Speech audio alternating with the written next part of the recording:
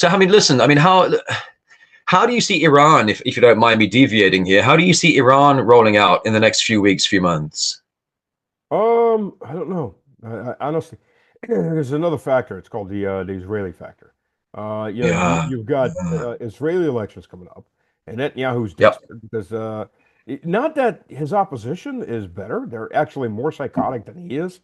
Because let's be realistic, the majority of the Israeli population, 70% or more, are pro-genocide.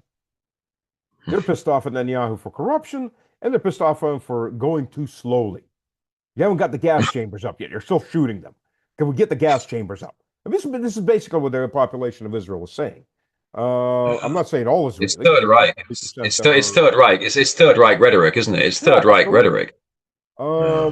I mean, I was just watching an interview with it was a BBC interview with a lawyer who was representing the settlers and settler himself.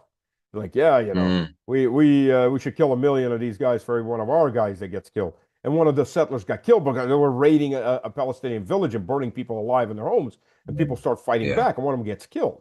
They're like, oh yeah, we need to Yeah. kill everybody in these towns. And she's like, that's racist. Well, Yeah. yeah, that's racist, but we're the superior people. The Bible said so, so we're the Yeah. superior people. They're all inferior. That's just the way it is. Yeah. Yeah, these guys. Yeah.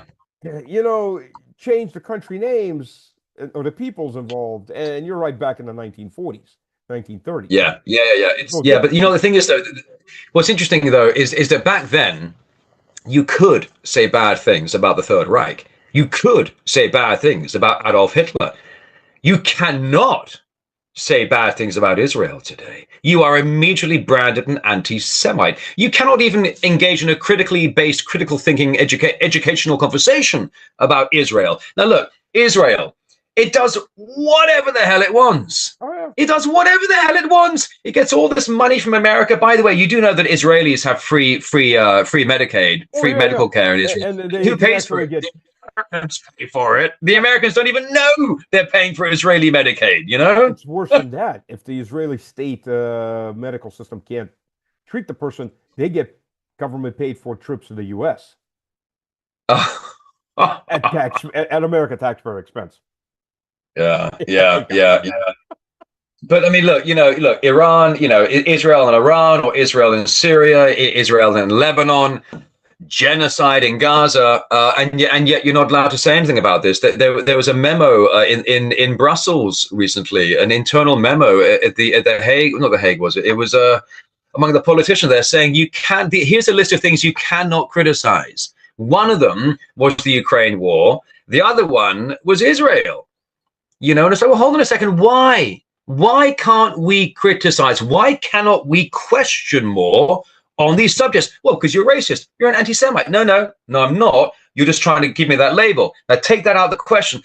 Why am I not allowed to do this? And it's just bizarre. It's just Well, yeah, wow. look, according to Marco Rubio, uh, you could criticize the U.S. and get a visa to the U.S., but if you criticize Israel, you will not get a visa Yeah. to the U.S. Yeah. Yeah. Yeah, So yeah, how you can figure that one out.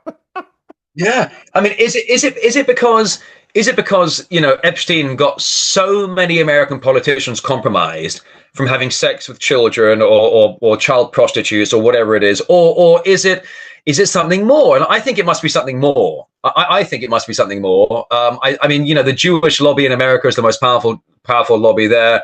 Julian Assange said years ago, "You want to talk about election interference? Nobody interferes more than Israel in your Oh yeah. elections." So But yeah, it's a lot more though. If you look at yeah. who Epstein was, he wasn't just a pimp. He wasn't just an Mm, Mossad asset. He mm, mm. he got his start in money laundering for big companies. A lot of how to avoid taxes, how to hide your illegal profits. A lot of them from money and things like that. And he was also big. The guy was everywhere. He was doing Yeah, government level negotiations for Israel and Mongolia, Israel, Ivory Coast. I mean, the list that went on. It's just okay. Everybody's concentrating on the pimp, and he should have been strung up and quite literally skinned alive for what he did with those mm, children, and plus all the rest of the Epstein elites. But once you look mm. past that, I mean, this isn't just a pimp. What Puff Daddy or whatever the guy's name is, the rapper, that's a pimp. The Yeah. working with Epstein. But Epstein went a lot deeper. He went into drug money laundering. He went into other business laundering. He went into Yeah. negotiations. I mean, he was trying to get up with Lavrov for representing Israel's interest, other parties' interests. It's like this guy was everywhere. Yeah. What's up the Yeah. documents, Yeah. that redacted documents that were released? This guy was everywhere.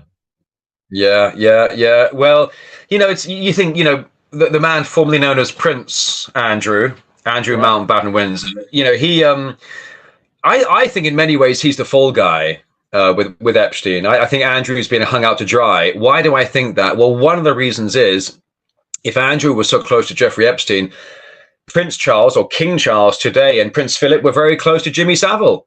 And Jimmy Oh, Savile was a notorious child rapist, molester, pedophile, killer. I mean, that's allegedly, but he was a hardcore child rapist and he was buddies with King Charles and Charles's father, Prince Philip. So you had Epstein with Andrew, you had Jimmy Savile with Charles and Philip, and you're telling me that only he's the only one guilty? I think that there's a certain network of elitists around the world in certain high families and high political and social and financial circles who are part of a network of pedophiles. I oh yeah. think it's a global thing. I think Epstein was one node in a network, a spider web of nodes all around the world. And Andrew, I think, is very much being used as the fall guy. But how is it, in this whole story of pedophiles and a global child, sex trafficking ring, how is it Ghislaine Maxwell, a woman, is the only person really arrested so far, sitting in prison? A woman, when surely it should be mostly men, shouldn't it? Oh no, no, no. Women participate in this just as well. First of all, Yeah. rape itself is hardly ever about sex. Mm, That's the reality of it. Rape is usually a power play. You dominate mm, somebody. You humiliate mm, them. You break them. You dominate them. And women will do that too. They may not do it in a direct way the way a man would do it, but they do it also. And you see it in mm, gangs. You see it in prisons because it's a domination technique or mm. domination play. Uh, and then there's just plain perversion. And then there's Satanism. And I'm pretty damn sure Satanism, I fully believe, plays a very big role in all of this, or some kind of Yeah. occultism, whatever you want to call it. But yeah, they're all women are just as much involved in it. I mean, look, Well, listen, I'm not disputing women being involved, but I'm saying that when it comes to the main actors here, the main big and the male figures. I mean, look, you remember there are stories of Sarah Ferguson who reportedly offered her daughters to Epstein. yeah, She, yeah, I know. she reportedly offered, so there we are. But yeah, Insanity. it's it makes us feel incredibly normal, Yeah, nice human beings, not involved in this wretched debauchery where innocent lives are being taken and stolen and totally corrupted. And so yeah, what to do? What to do, man? I don't know. Hug your family even closer and appreciate the good little things in life. Frankly, look, you remember the movie Eyes Wide Shut? yeah, Nobody yeah, wanted to yeah, believe that, but that was a reality. That was a little glimpse into yeah, what their reality is. Um, yeah. the uh, the thing is, though, the Epstein elite, look, anybody getting prosecuted? No. And in fact, when Bondi left, what's the new guy's name? DeVoe. While Something Trump like that. Yeah. was posting pictures of himself as Jesus, while Trump was insulting the Pope, this is all a looky there. There's a birdie work. Because while everybody's screaming about, oh, Trump's doing this and Trump's doing that, his new head of justice comes out on the news and says, we've released all the documents, which is a lie. We've shown it in full transparency, which is a lie, because yeah, the full transparency is they showed all the victims' names, they redacted the criminals, and we don't Yeah. see any evidence of any criminal wrongdoing, and there will be no prosecutions. Case closed. Yeah. Yeah. Yeah. The Epstein Amazing. elites are just telling you straight up, we can rape, murder, and eat your children, and ain't nothing you're Yeah. going to do about it. Live with Yeah. Yeah. Basically. Yeah, I mean, I remember I lived in Washington for at least 5 years, and I remember the stories of kind of bizarre ritualistic ceremonies happening inside Capitol Hill in the middle of the night. People wearing strange costumes, someone with a kind of Boba Fett, whatever it is, horny, what you know. And I've seen and I've heard all these. I spoke to a guy who was a former politician. He became a CNN commentator. I won't mention his name, but he was at one of these ritual ceremonies in Washington, and it was described as fully satanic, just fully satanic. They're using dark energy. But listen, I when I lived in Atlanta and was working for CNN, Peachtree Avenue is the main artery that runs from downtown through Midtown to uptown Atlanta. And if you drive up Peachtree, when you leave Midtown, you're going to uptown. There's the Masons building, the so-called Freemasons building, on one side of the street, and it's about this 4 or 5 story cement building with not a single window, not a single window. I've seen that in a documentary I was watching about these buildings. It's so weird. I used to drive by it all the time and go, whatever you guys are doing in there, you clearly don't want anyone else knowing about it. There's not a single window on 5 stories of this cement block building. So what are you guys doing in there? You don't build prisons that way. I mean, seriously. Prisons have windows. They may be small windows, but they have windows. Yeah, exactly. Right. So somebody would design that in the middle of the city. For all to see, for everyone to see, except you can't see, but your eyes wide shut, your face. It's always revelation of the method right in your face, as always, So, oh, yeah. Yeah. I mean, there was even a good documentary I watched on Messianic signs in Philadelphia.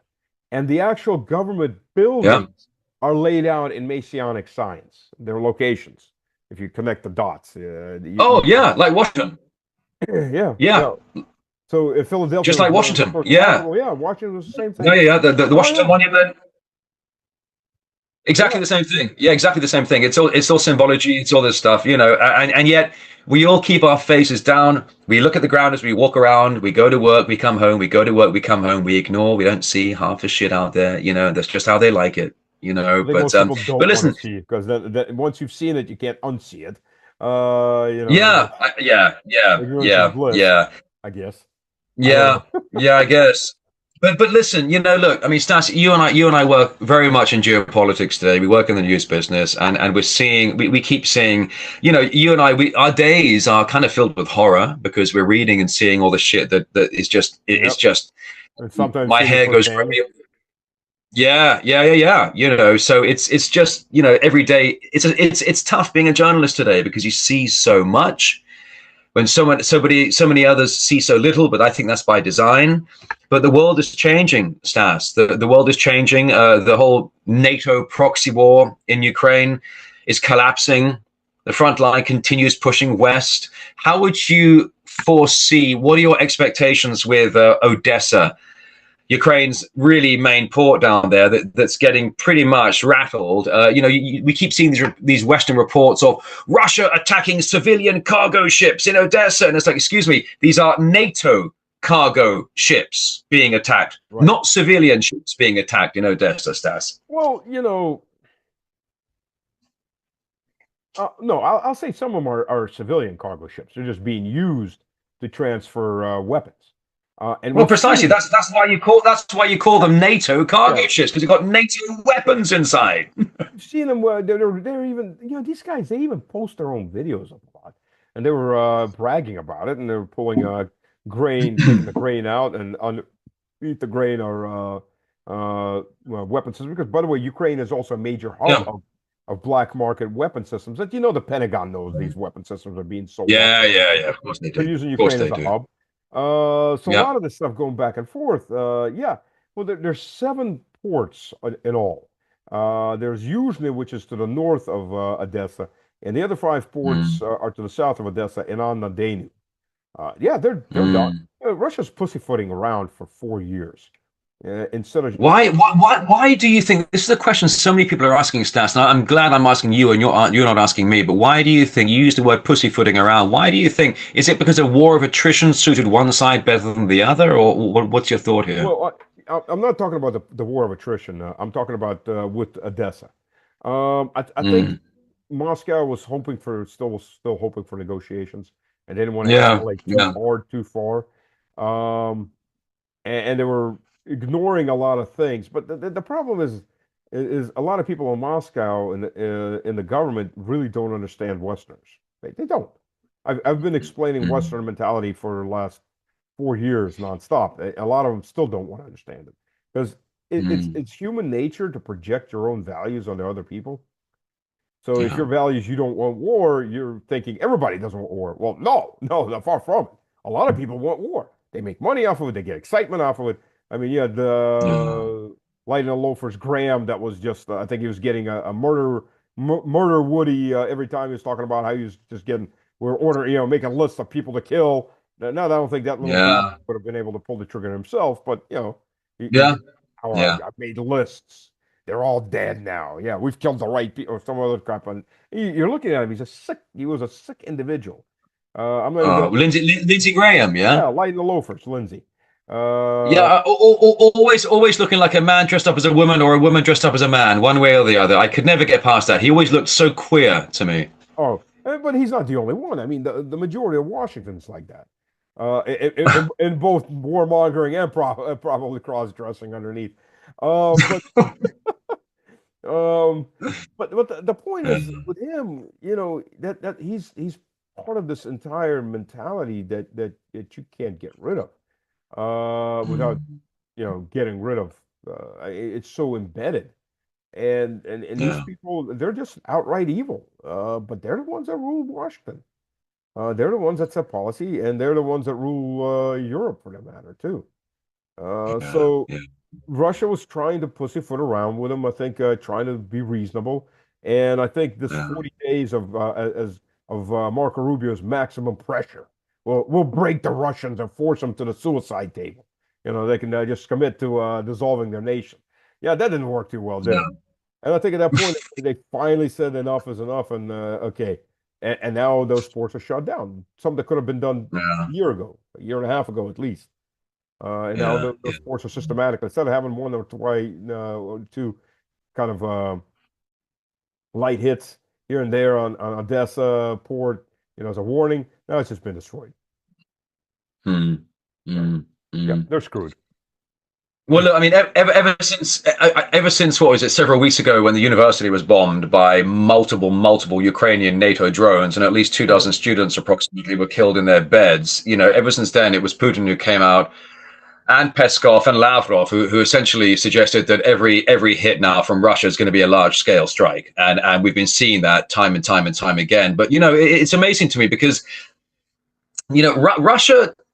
Look at the numbers. Just quickly, I was reading a great article by a geostrategic analyst and author called Peter Hensler. He has a website called Forum Geopolitica, and he was explaining in one of his most recent articles that in World War II there were roughly 50 countries involved in World War II.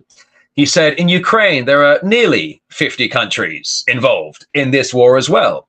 And then you look at Iran, Israel, America. Then you look at the fermentation happening in parts of Africa, Taiwan equation not too far off. And at what point are people going to really recognize, shit, we are actually in the Third World War. The numbers are already on par with World War II. And yet, Russia is in a much stronger position now or in 2022 than it was in 1917 or 1941 for that matter.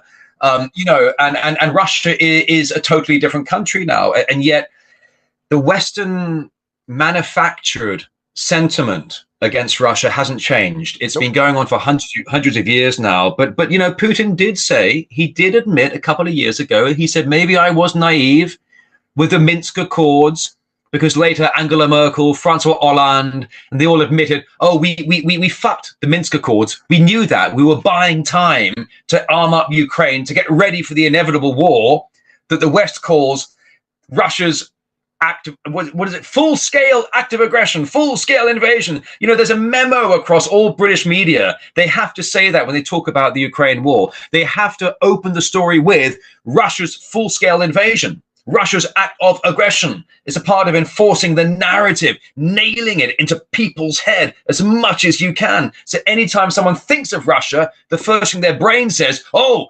full-scale invasion. act of aggression. So there's conditioning, but it's all useless. It's all just flying off in the wind now. The reality on the battlefield is what it is. Peter Hensler from this forum Geopolitica was saying that the death rate, the death ratio in Ukraine is one Russian for 10 Ukrainians. Those are his numbers on his latest website. He's tracking the numbers. He says for every 10 Ukrainians killed, 1 Russian is killed. Now, I don't know how accurate that is, but it seems approximately more or less on target there. And yet in the West, you hear exactly the opposite. Exactly the opposite. And they keep saying Russia's losing, Russia's on its knees, Putin's on his way out, and then in the same breath, they say Russia's the biggest threat to Europe. Putin's going to invade us. And it's like, well, okay, which one is it? You psychopathic maniacs. Can you make up your mind, please?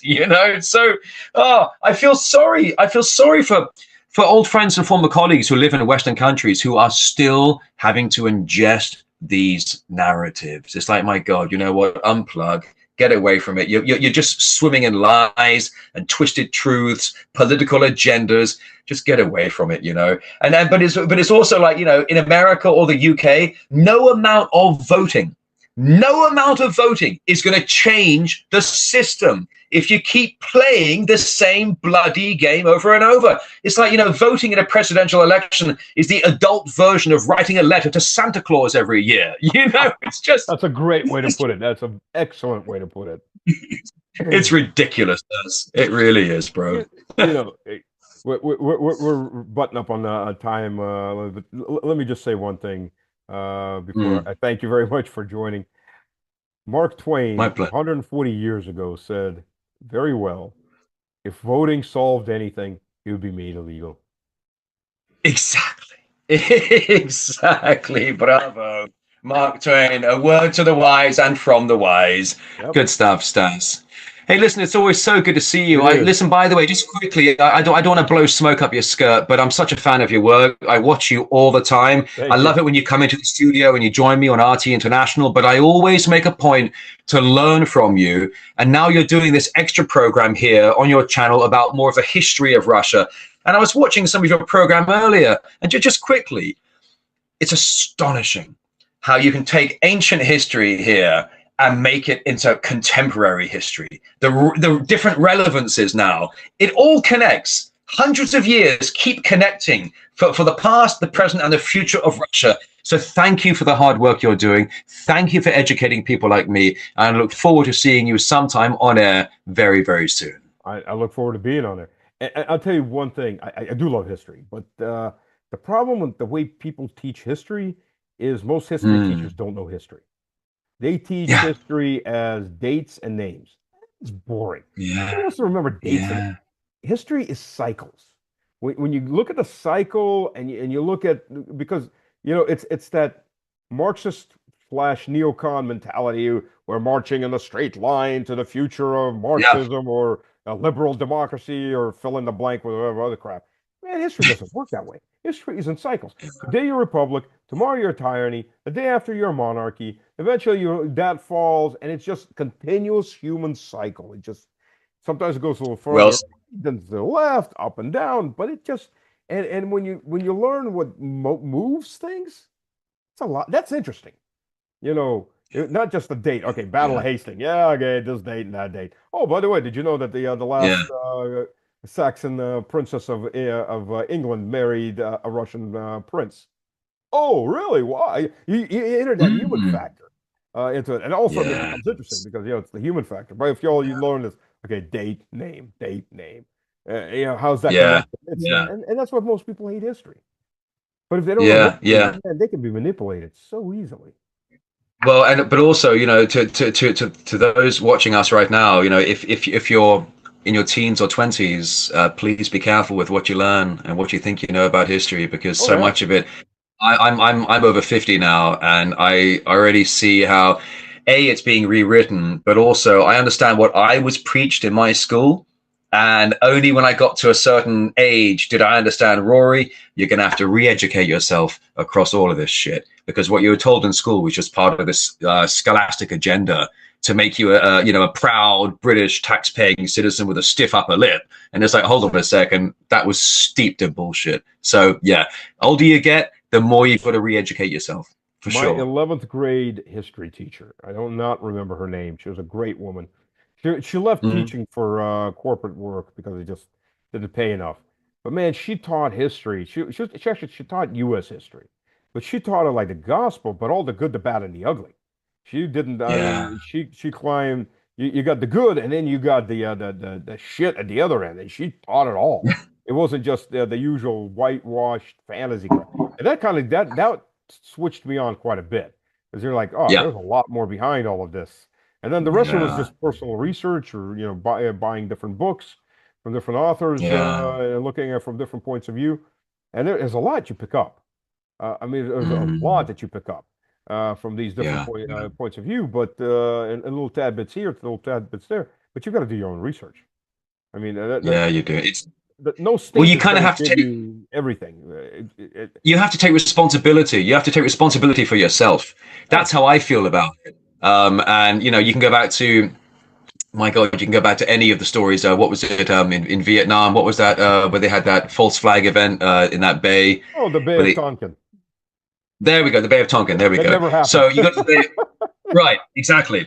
So you go to the Bay of Tonkin, or then you go to the government narrative on 9/11 or climate change or all these other things too, and you realize, you know what, Rory, if you really want to do justice to yourself, not to anyone else, but to yourself, sit down, do your own research, and bloody well do it right. Don't trust what's being fed to you by the mainstream apparatus, because that's exactly what it is.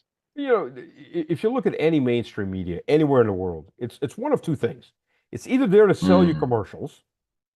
Mm. I mean, let's be honest, or it's there to Yeah. sell you the line of who owns it, because that's just how things Mm. work. So Mm. PBS that dictates to a certain political party. BBC is owned Mm. by the government. It's going to give you the government line first and foremost. It's not going to give you the 51%. government because that's just the way it is. I mean, Yeah. to say it's bad, good or bad is pointless because it's just the way it is. So what's your job? You Yeah. hear something and you go look at the other side. What's the other side saying? Somewhere in the middle is always the reality, maybe. Yeah. Yeah. Sometimes, of Yeah. course, one side is so friggin' like the narrative on what's going on in Ukraine in the West is just so whacked out of reality. There's nothing they even see for the most part. It's fantasy. Yeah. Well, that's why, Stats. That's why people like you and myself, we're lucky that we spend a lot of time in America, and now we spend a lot of time in Russia. So we have a really broad perspective on both sides of the fence, and there still is a kind of ideological fence for sure. Oh yeah, and so we have a really interesting perspective, and I like to think that compared to other people I know, family or friends, I have a broader perspective than any of them, because they simply have not done, experienced, or seen the kind of things that you and I have seen or experienced, and so we're very lucky. But as a result, we've got to keep, we've got to keep pushing. We've got to keep working. And when you see the state of affairs in the world today, with the media, political apparatus, as a common man, we have to work harder than ever now to push back on the blob. Absolutely. And it's a nasty blob. It's a nasty, nasty blob. I mean, when you had Israel offering $7,000 for every positive big post about it, wait, they never paid. There's a big lawsuit now going on. Really? They never there's a even class paid? action lawsuit in the U.S. going on. All these influencers. But then you look at people like, the woman of unfortunate looks, Laura Loomer, who... Larry. Get Larry Loomer. Larry Loomer. Please. Sorry. Under any other circumstances, nobody would pay attention to her at all. But she's got Trump's ear, unbelievable as that may be. And, she's anti-Ukraine when supposedly Trump was anti-Ukraine. And then she gets paid $2 million, comes on a little tour, and now she's all pro-Ukraine, and now she's in all of the main media in the West. They're all quoting. Yeah, well, she's been diagnosed years ago as was it post-adolescent schizophrenia or something like that. She's bipolar. I know she is weapons because firearms because of mental health. No, she actually has a clinical diagnosis of a psychiatric state, and it's actually it's in print on paper. But this is how it is in America. Next thing they'll get rid of Larry Loomer and they'll bring on Kim Kardashian. Now we need Kim Kardashian to come and sell Zelensky, sell Ukraine. Da, da, da. And then after that, it'll be, some, I don't know, Chris Pratt from Hollywood. I mean, they had Sean Penn in 2022 in Kiev, reportedly filming scenes of people running in terror, running in panic. They brought over a Hollywood director and actor to film scenes, false staged scenes in Kiev, which they sold back to the Western tax-paying public. Oh, Angelina Jolie, she got paid over $1 million to come have her little visit to Kiev. And then her bodyguard got picked up by the TCC, right? And she had to pay. I think she paid out something like $200,000 to have her freed. Yeah. Can you imagine your bodyguard gets grabbed by the mobilization forces? It's like, oh my God, welcome to Ukraine, Angelina Jolie. Is it really what you thought it was, darling? Go back to Hollywood. Yeah. There's a little bit of reality for you right there. Wow. Yeah. It's the amount of money spent and the level of propaganda. I think you could combine all the sides from World War I and World War II. And there was a lot of propaganda from all sides during those two conflicts. It wouldn't come even close. Yeah. I think you're right. I think you're right. The level of ridiculousness that this has gotten to but people buy it. They're still buying it. I mean, they are still buying it. But the thing is also that people are not really watching so much mainstream news anymore. They're getting, I guess, their information elsewhere, but a lot of people are just not getting the information at all. A lot of people just don't care. If prices go up at the gas pump, that's when they care. But, Trump in the White House, I don't know if you ever saw that film that came out some years ago in America called Idiocracy. Oh, yeah. Yeah. You mean the documentary film about modern U.S. and Western Europe? Yes. And I mean, I think that's where we're at. Basically. It's a reality TV guy, and it's all fucking TV this and distraction. I tell you, everyone was watching the World Cup. Everyone's watching Trump doing his weird shit. Everyone's watching tabloid journalism, but no one's watching, particularly in America, no one's watching the big things in the world, the war zones, the shifting geoeconomics, the geopolitical chessboard that has now moved in such a way it's never going to go back the way it was. So it's like nothing to see here. Move along, watch your World Series baseball that only has one country playing, but it's still called the World Series. Watch this, watch your Judge Judy, or whatever the hell it is. But ignore, I tell you, look, the rest of the world has been forced into a state of wide awake. It's been forced into it because now, we're enough of the shit. Israel, America, Iran, I love it how America calls it Iran's act of aggression. It's Iran's act of aggression. Are you America? Wait a minute. The European, the EU Parliament. There were sanctions on Iran for its aggression against America. You mean after it got bombed? Yeah. So, this, I mean, it's like Goebbels in World War II. Blame your enemy for what you yourself are doing. It's just like that. So, but, let's not forget Operation Paperclip and those kinds of things, where at the end of World War II, America got the best brains in Germany and brought them back to America. Werner von Braun, the head of Hitler's rocket program, became the head of NASA, for God's sake. I mean, come on. Wait a minute. Gestapo, the second and third tier Gestapo got promoted and then became head of West German intelligence. German Nazis got second, third tier German Nazis got promoted and ran West Germany. They took the symbols. No swastika for you, no German eagles for you, but it's still the same people. West Germany was never denazified. I mean, they had a Wehrmacht general who became head of NATO, for God's sakes. That's right. Exactly. So it's so dirty. It's so dirty. Whatever narrative they were selling, just. You know what I mean? Really, just stick it up your ass. Sorry for my language, Stas, but I'm so tired of this shit. You could do it to a degree back then, but now, I mean, it starts leaking out. It's like, when they do the narrative, we're a democracy, which is why we've stolen election after election after election across the European continent and even the continent. Because it's all, we're defending our democracy. Me and my club of friends. We've elected who's the leader of our country. You don't get democracy. We get democracy. But Well, there was something in the past. In the past 100 years, the United States has meddled in at least 87 different elections to get their guy, to get their man in position. Like in Lebanon, that Israel keeps bombing. It was a couple of years ago, when Biden was still in office, and they had this election in Lebanon. A new president gets in Lebanon, and Biden's like, "Yeah, that's our guy." It's like, ah, well, of course, so here we go. Yeah, disarm Hamas and all that kind of stuff because you got your guy in the government to lead Lebanon. Give me a break. Anyway. Biden that was bragging. I mean, I think he had dementia already, starting pretty well. He was bragging to a journalist about how he got the prosecutor general of Ukraine fired for investigating the company, Burisma, the company his son, and a bunch of the other elite skions are all part of money laundering out of Ukraine. Yeah. And I wouldn't get your billions of aid if you don't get rid of him, fire him now.